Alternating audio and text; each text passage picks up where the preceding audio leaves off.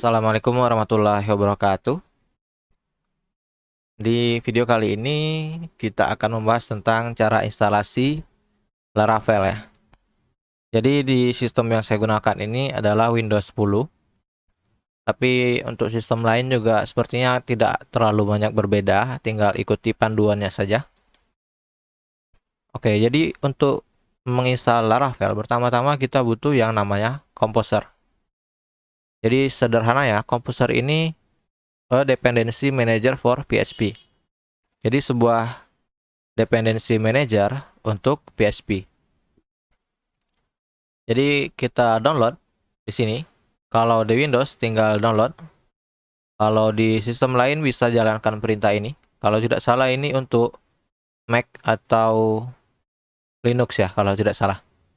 Bisa kopas perintah ini. Jadi kalau di Windows tinggal buka installernya. Kemudian nanti akan muncul tulisan install for all user. Oke.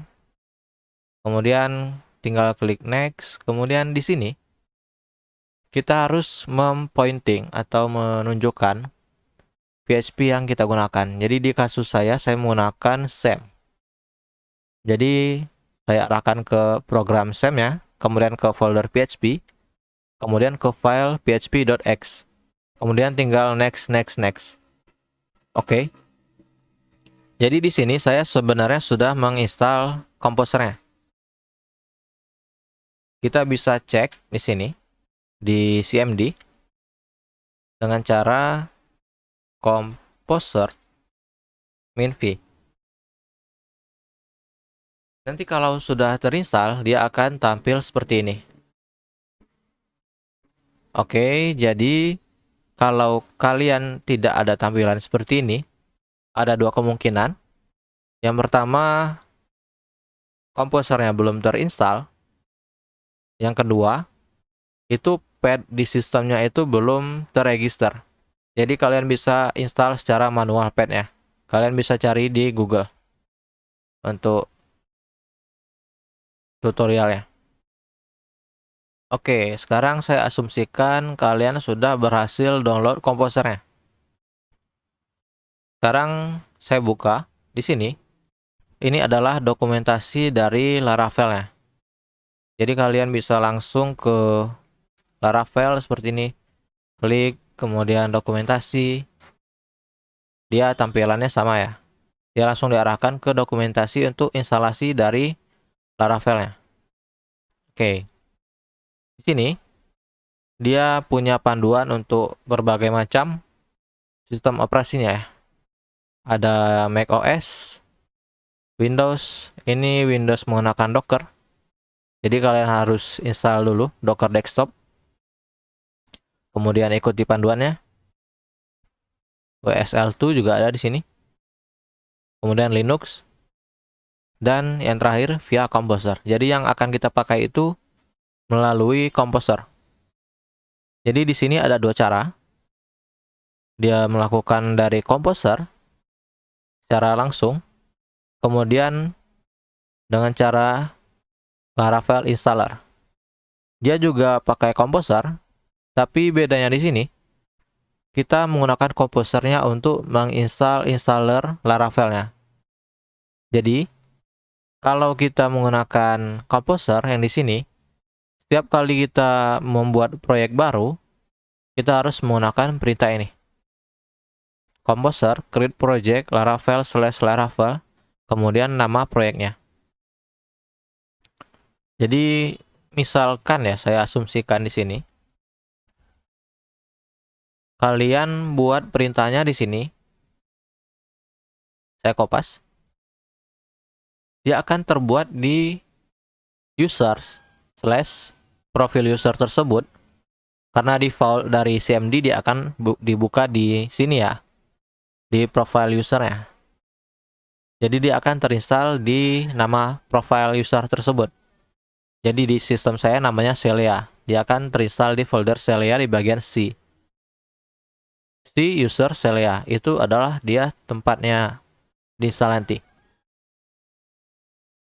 Jadi kalian perlu cd atau pindah-pindah melalui komen from. Yang menurut saya itu kurang efisien.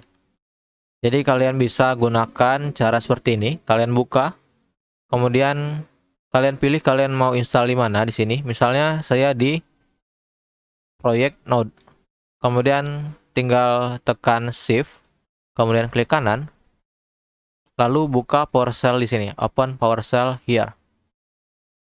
Lalu dia akan terbuka di lokasi yang sama dengan Explorer yang telah kita buka. Oke.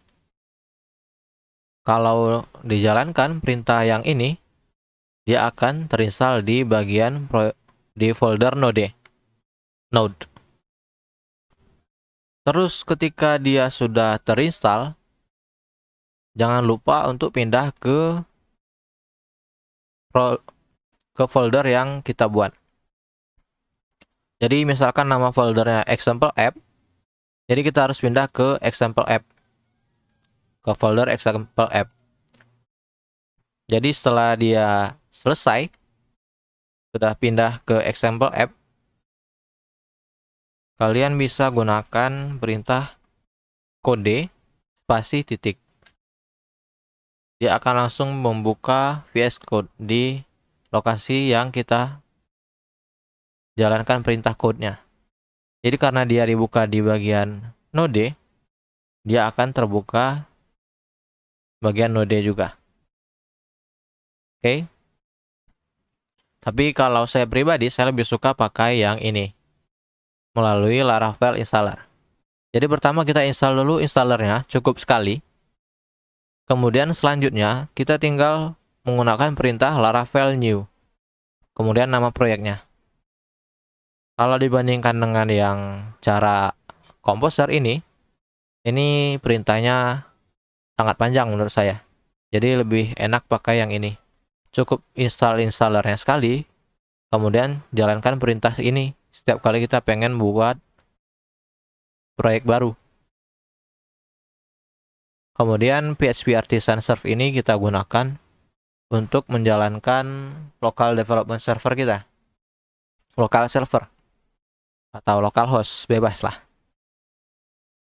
Oke, sekarang saya contohkan dengan cara yang saya pakai ya. Jadi di sini saya sudah menginstal yang namanya Laravel installer. Kalau kalian belum, silahkan jalankan dulu perintah yang pertama. Karena saya sudah selesai menginstal installernya, saya tinggal tulis Laravel new, kemudian nama proyek yang pengen kita buat. Jadi di sini namanya NCNL. Saya klik enter, kemudian dia akan langsung menginstal Laravel. Jangan lupa di sini saya installnya di C user Celia dan lain-lain. Kalian bisa gunakan cara seperti ini, buka Explorer dahulu, kemudian buka PowerShell. Jadi kalian tidak perlu cd, tidak perlu pindah-pindah directory. Tapi kalau saya pribadi, saya sukanya dia di default. Kemudian saat proyeknya selesai development, baru saya pindahkan. Begitu. Kemudian ketika dia nanti selesai, jangan lupa kita pindah dulu ke folder proyeknya. Oke, di sini dia sudah diinstal ya. Jadi jangan lupa kita pindah ke nama proyek yang telah kita buat. Di sini namanya saya NCNL. Enter. Bisa dilihat. Sekarang saya ada di folder NCNL. Tinggal tulis code spasi titik. Kemudian enter. Kemudian dia akan terbuka di VS Code. Menurut saya ini sangat simpel ya. Jadi kita tinggal tulis Laravel new, nama proyek, kemudian pindah ke folder proyeknya, kemudian tinggal tulis code spasi titik, lalu dia terbuka di VS Code, dan gunakan perintah Ctrl backtick atau Ctrl J untuk membuka terminal di VS Code. Ya, yang di sini kalian bisa silang. Jadi saya sukanya jalankan PHP Artisan Serve itu di VS Code. Karena saya bisa langsung klik seperti ini, Ctrl klik, dan dia akan terbuka di browser. Oke, sekarang kita berhasil menginstal Laravel-nya. Mungkin cukup sekian ya. Oh, satu lagi. Jadi kalau di sini, kalau kalian ingin mematikan server ya, kalian bisa tekan tombol Ctrl C, Ctrl C, atau kalau saya lebih sukanya, saya jalankan ini, lalu saya buka lagi terminal baru di VS Code-nya. Jadi untuk menjalankan perintahnya di terminal 2, terminal 1 itu untuk servernya, untuk local development servernya. Begitu. Oke, sekian. Semoga mudah dipahami. Wassalamualaikum warahmatullahi wabarakatuh.